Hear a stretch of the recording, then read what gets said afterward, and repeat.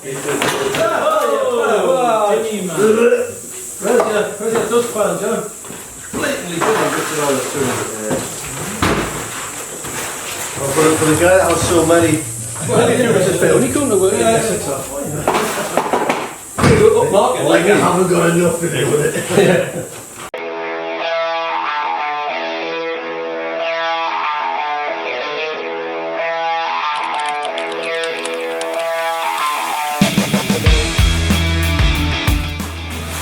But every combination of what can go wrong with a rivet there.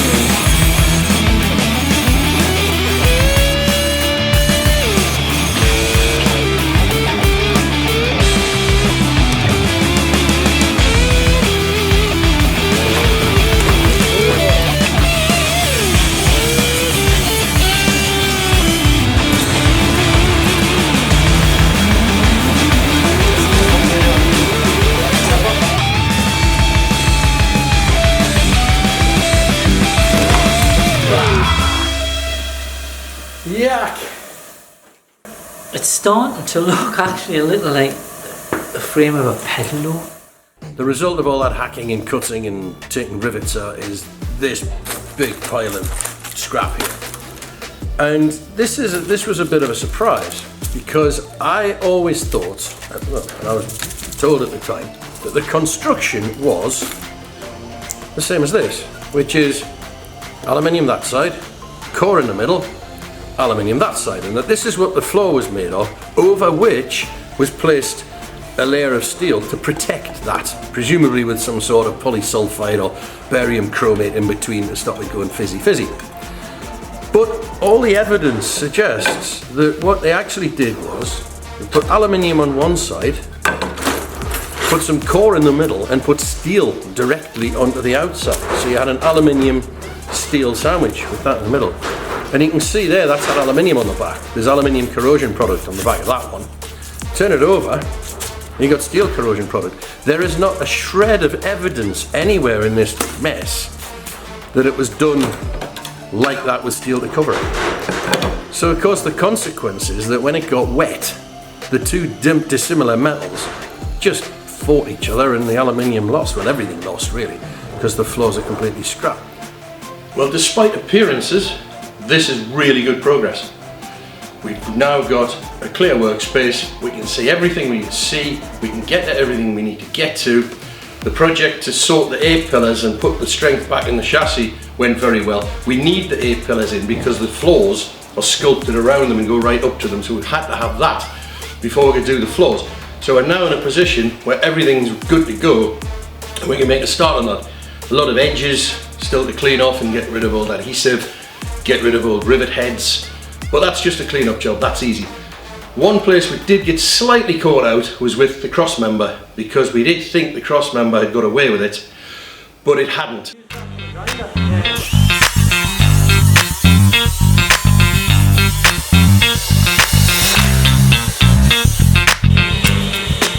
Oh, recording now, John. That's another blue Oh.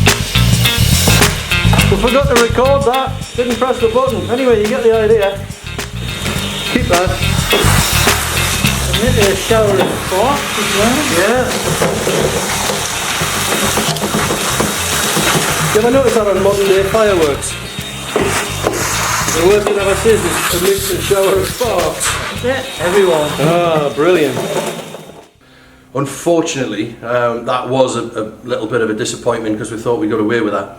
But it's essentially a channel with two flat flanges on it and a flat cap. And the water had got between the flanges and the cap and swollen and rusted and started to push it away. So we decided to take the cap off completely. The rest of the material is pretty good. The flanges are rotten in places, but we've made up some repair pieces which will weld and rivet. There's some places we can weld happily, there's some places if we weld we're getting close to the underlying honeycomb. Don't want to weld in those places. But we can put rivets in, so we'll have a bit of a blend of rivets and welds. We'll see how that goes. And we can replace the flanges by tying into the good metal further down.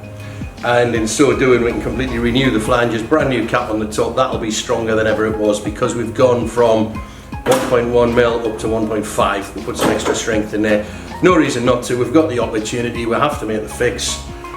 That will be better than new when it's done. The other thing is we can now get on with the sills. They were a big unknown, structural parts. We managed to straighten them. We've now got them upside down, pair of hollow channels. We can get inside, we can see what's in there, and we can work out how to restore the strength. There's plenty of space inside to put strength back, so we're not worried about strength. It's just how to do it so we get it right first time. So I'll show you what's inside the sills. We're still not 100% settled on the repairs we're going to use in there, but at least I can show you what's in there and give you a flavour of some of the ideas that we're going to use as we go forward. This is the rear jacking point, which rivets through the honeycomb there. It also incorporates the pickup point for the rear space frame at the back. And this rivets onto the front, and behind it on the inside of the back of the honeycomb is another steel panel, and the two engage together and it passes right through, and it therefore picks up on the inner and the outer skin. This is the other end of the sill. At this end, again we have a jacking point that slots in there, and we have an inner which slots in there, and that inner also collects the honeycomb panel that spans between the end of the sill and the A-post. This is the gubbins that collects the roll cage. It goes that way up in the car. The roll cage bolts onto that via the honeycomb. That's the thickness of the honeycomb. Roll cage bolts onto the top. This is glued to the top of the honeycomb and onto the vertical sidewall and onto the floor. Again, not much to it, lightweight steel thing, but it'll fix. This is where it all fits together on the sill. That's the rear jacking point. You have to remember everything's upside down. That slots in there.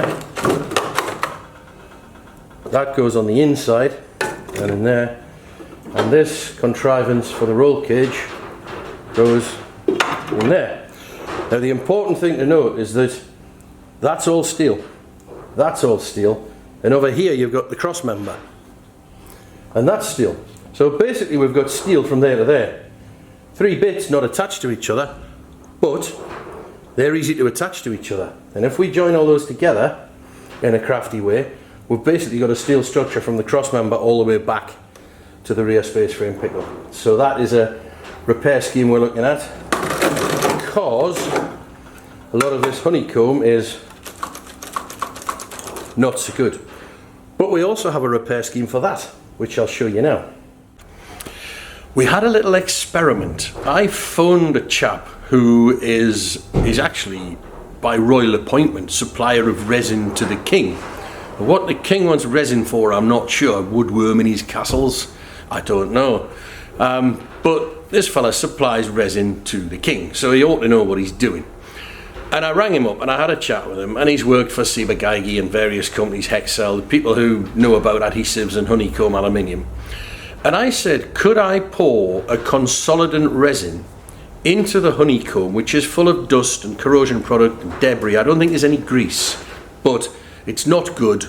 Could I pour some consolidant resin in there and restore its strength? Not with a view of putting it back to how it was so it'll do its original job, but with a view to getting it strong enough that we can then use it as a base to work away from. We can clamp to it, we know it isn't going to move around, give it a bit of strength, and then work away from that. And he said, yes, it'll work perfectly. And it wasn't so much what he said as how he said it. He seemed completely 100% confident this was going to do the job. So I said, can we get a small quantity of your finest resin of your choice, what you think is going to do the job, and we will just drizzle it gently into a piece of ruined honeycomb and see what the result was. And that is exactly what we did. Grand experiment. The king supplier of resin says this will work. I hope he's right. Goodness only knows where it's going to go.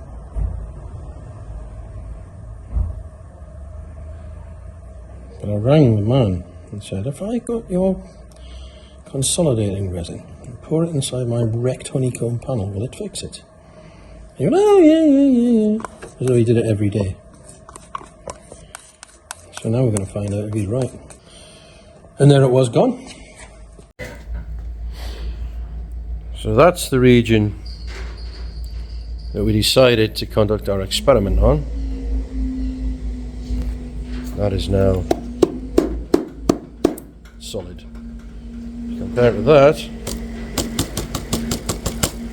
not solid at all. That's really strong now, that particular region.